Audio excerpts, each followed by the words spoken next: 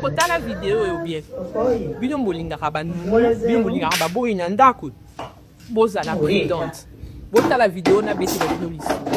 Moi si yo bozo mona memi mwana aza nunu. Mwana amemi na makolo na ye eza mwana na ye.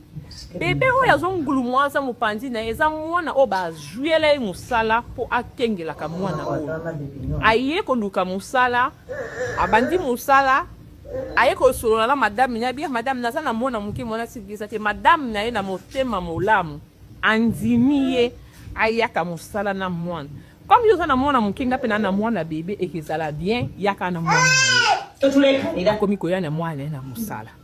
madame akomi ko mona ba changement mo ya santé pa mona na ye mwana za susune sengote madame aka sombi caméra cachée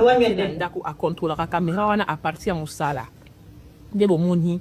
ba filmer scène no bozo mona wana donc azo préféré mwana na ye aya mwana na ye do so mwana na ye mais mwana ba futela ka mbongo ya mukie bongo atindika ka ye api mileke biloko ya na nda na bango tala nde mokili eza mabe bandeko nanga mama kozwa nunu eza mabe te kozwa boye eza mabe te mais zala ekenge bandu nyonso te ke baza mabe bazali ya mabepe bazali fozwa na vie de prière fo kengelo fongola misu ngambo kwa bangala po oyebi totikaka mwana na nani